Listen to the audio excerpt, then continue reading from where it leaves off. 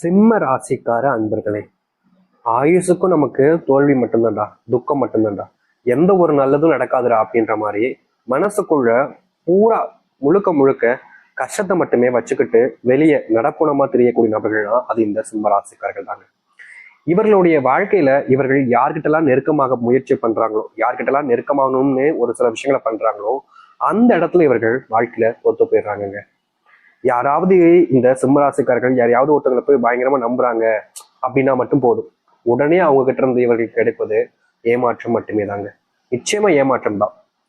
இவர்கள் என்னதான் மற்றவங்களுடைய வாழ்க்கையில கஷ்டப்படுறாங்களே, துன்பப்படுறாங்களே, நம்ம அவங்களுக்கு உதவி செய்வோம் அப்படின்னு ரொம்ப கருதனையா, ரொம்ப அவங்களுக்கு தேவையான உதவிகளை எப்போதுமே செய்வாங்க இந்த சிம்ம ராசிக்காரர்கள்.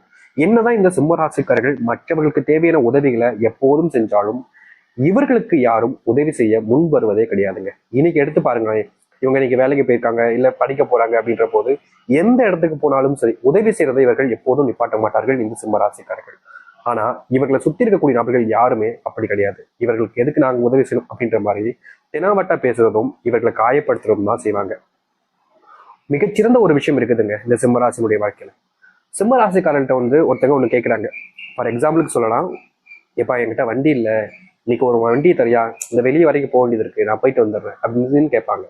அன்னைக்கு உங்களுக்கு முக்கியமான இடத்துக்கு வேலைக்கு போக வேண்டியது இருக்கு, ஆனா அவங்க கேட்டுட்டாங்களே, ஒரு நெருங்கிய நண்பர், ஒரு சொந்தக்காரங்க ஒருத்தங்க, நமக்கு தெரிஞ்சவங்கள ஒருத்தங்க அப்படின்ற போது ஒருத்தங்க கேட்டுட்டாங்களே, நம்ம எப்படி கொடுக்க முடியாதுன்னு சொல்ல முடியும்?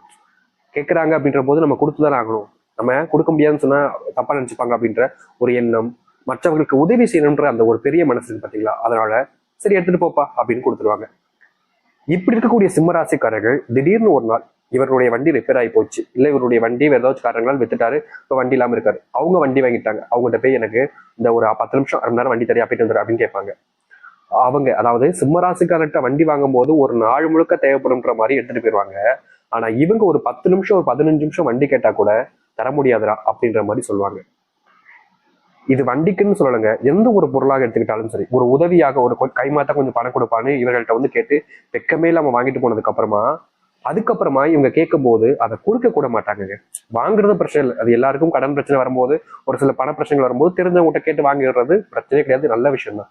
ஆனா அந்த ஒரு விஷயத்த திருப்பி கேட்கும் போது, அதாவது கொடுத்த பணத்தையே உங்ககிட்ட திருப்பி கேட்கும் போது நீங்க கொடுக்க மாட்டேன் சீப்போ அப்படின்ற மாதிரி பேசினா அது எந்த விதத்துல நாய்?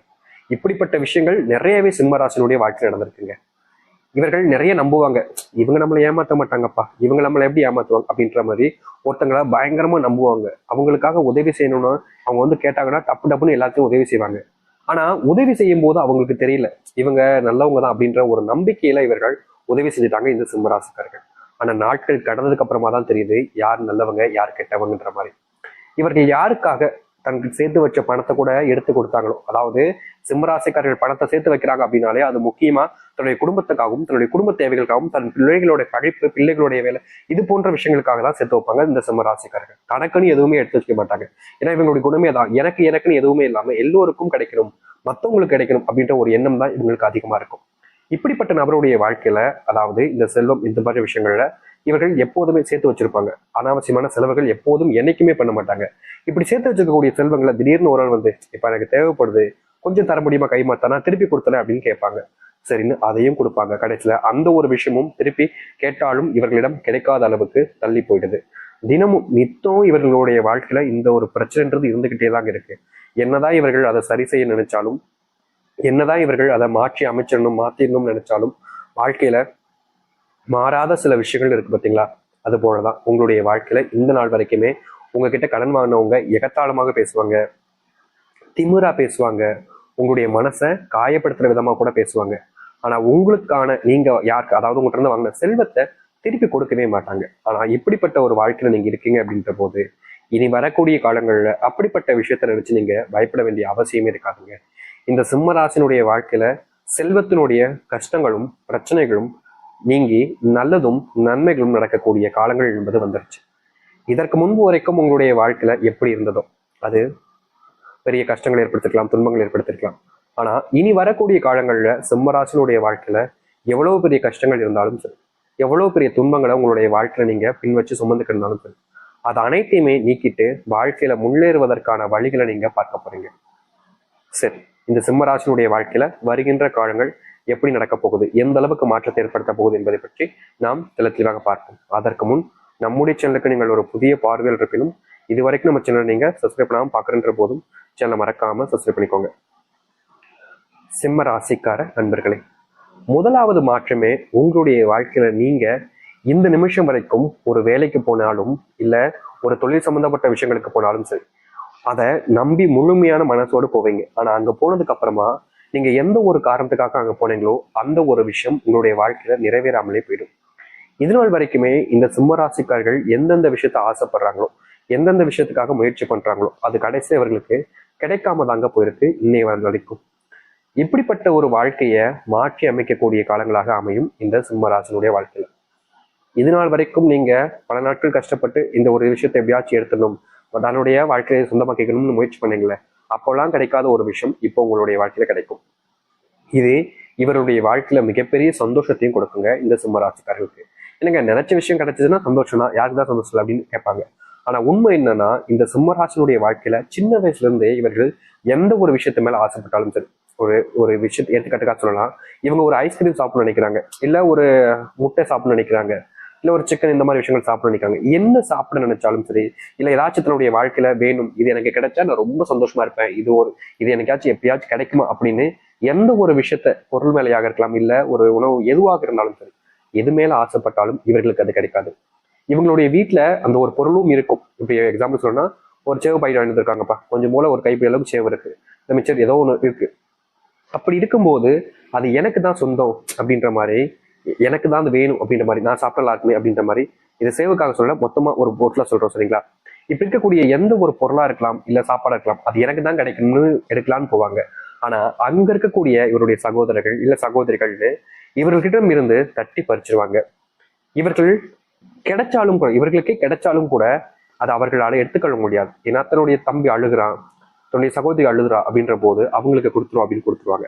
ஆனா இவர்களுடைய அழுகையை பற்றியும் இவர்கள் கண்ணீர் விடுறாங்கன்ற பற்றியும் யாருக்குமே கவலை கிடையாது. இந்த சிம்மராசிக்காரர்கள் என்னமோ பண்ணிட்டு போறாங்க, நமக்கான வந்துச்சு அப்படின்னு விட்டுருவாங்க.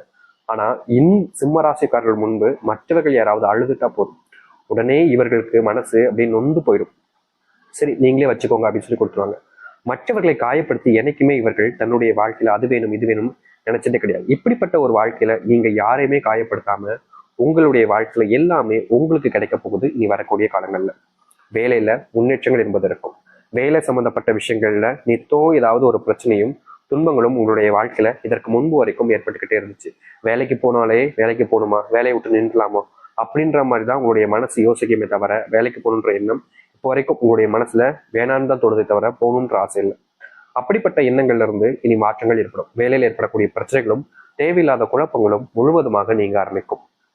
நீங்க இதற்கு முன்பு வேலைக்கு போறீங்க அப்படின்ற போது அந்த இடத்துல தேவையில்லாத சில நபர்களுடன் சண்டை போட வேண்டிய நிலைமைக்கு நீங்க இதனால் வரைக்கும் தள்ளப்பட்டீங்க. அங்க போனாலே அங்க இருக்கக்கூடிய நபர்களுடன் தேவையில்லாம சண்டை போட வேண்டிய நிலைமைக்கு நீங்க ஆளாகிட்டீங்க. ஆனா இனி வரக்கூடிய காலங்கள்ல நீங்க வேலைக்கு போகும்போது அங்க சண்டை போன்ற பிரச்சனைகள் எதுவுமே இல்லாம மன நிம்மதியோடு வேலைகளை பார்க்க ஆரம்பிப்பீங்க.